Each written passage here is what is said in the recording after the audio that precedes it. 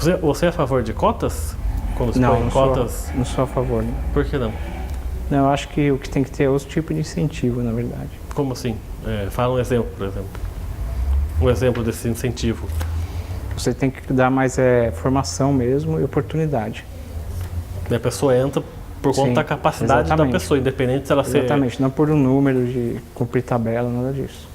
Então você não é a favor de nenhuma cota, nem para Nenhum tipo. racial ou deficiência, nenhum tipo. Nenhum tipo.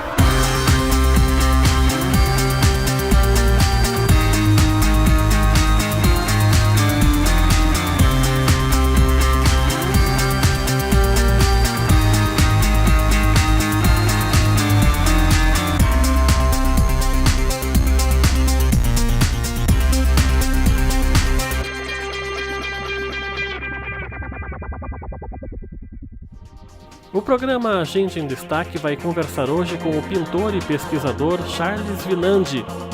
Ele tem 35 anos e é portador de amiotrofia espinhal infantil, que afeta os neurônios motores inferiores. Mas esse problema não o impediu de viver, estudar e trabalhar. Charles pinta aquarelas desde os 11 anos de idade e é um pesquisador apaixonado por história e militaria. É formado em Ciências da Computação e nesta área fez o mestrado. Na nossa conversa, ele vai falar sobre a sua vida, as inspirações e os desafios. Bom, Charles, obrigado pela sua presença aqui no nosso programa. A gente já se conhece já há mais de 20 anos, né? Verdade. Primeira vez com essa conversa para a televisão. Eu queria começar falando com você. A gente vai falar um pouco sobre as pinturas, sobre o seu projeto do livro de história, um pouquinho sobre a trajetória da sua família, que vem da Bélgica, da França. Eu queria falar com você primeiro sobre as pinturas. Como é que começa o seu interesse pela pintura? Você teve influência, alguém da família pintava, que você conheça? Então, eu tive aula com o Magela Borba Gato, que já é Jacareí mesmo, hoje ele é mestre da cultura brasileira. Em 93 eu aprendi essa técnica na aquarela e desde então fui fazendo várias pinturas. E como é que você começou a desenvolver isso? Você pegava inspirações da Sim, onde? livros, cartões postais, coisas do tipo. E hoje você, desde então, você começa a pintar, fazer os seus quadros? Sim, exatamente. E hoje você tem quantos praticamente feitos, mais ou menos? O feito deve ter uma vintena. Não é? É. Com paisagens que você... Aí você tem um site, né, que você divulga o seu trabalho. Sim, E lá tem os quadros que você faz. exato. Com inspirações de lugares da França também, igual esse que a gente está França, vendo Bélgica, aqui. outros países da Europa também. E você tem referências assim, de pintores que você gosta? Eu gosto muito do impressionista Monet. Não é? Por Sim. exemplo, qual motivo? Eu gosto dos traços do pincel, do jeito que ele faz. E daí você continua pintando hoje em dia? Sim, Você teve uma exposição também, né? sim. Em junho e julho ficaram Onde? expostos. Onde que foi? É a Galeria de Arte Casário, Jacareí? aqui em Jacareí. Jacareí? Sim. E como é que é? Foi a primeira exposição que você teve com o seu material ou não? Numa galeria de arte, sim. Como é que foi o convite? Como é que você conseguiu essa exposição lá? Foi uma aluna minha de francês que foi no meu apartamento, viu meus quadros e ela conhecia esse curador da galeria. Ele veio ver, gostou e levou para exposição. Foi a primeira, então? Sim, numa galeria de arte, sim. E como é que é para você ver seu trabalho exposto numa galeria, aí oficialmente, né? Como é que é para vocês? É interessante ter uma visibilidade, né, da obra que a gente faz, que até então elas estavam numa parede guardada, não estavam expostas. Você nunca tinha pensado em fazer essa exposição? Você falou que na galeria foi a primeira vez, mas Sim. antes você tinha exposto Sim, onde? em universidades onde eu estudei, do tipo, sim. E qual que é a repercussão? Você tem, por exemplo, esse curador que levou para a galeria, ele chegou a fazer algum comentário sobre a qualidade dos seus quadros? O que ele disse? Ele só disse que gostou muito, né? Né? Sim. E a repercussão foi qual? O que você pôde perceber nessa exposição? Eu vi bastante gente de Jacareí, né? Vi que tem muitos artistas também, porque a exposição são vários artistas juntos, né? E acho que tem muitos talentos em Jacareí. E a pintura, como é que você divide seu tempo? Você tem um horário definido? Como é que você Não, faz? é mais um hobby, né? Ah, é? Como se fosse uma terapia, né? Quando você quer, tem prazer, você vai e faz. Demora quanto tempo para você terminar um quadro? alguns meses para fazer uma aquarela. Ah, é meses? Sim. Eu pensei que era... Não, eu faço em etapas, né? Primeiro no lápis, depois a tinta, depois por último o nanquim. Nossa, bem Para dar o trabalhoso. contorno, né? Tem que ter paciência. Sim. E como é que você desenvolve isso? Hoje em dia você está trabalhando num quadro ou não? No momento não. Não, mas No momento, estão todos terminados no momento.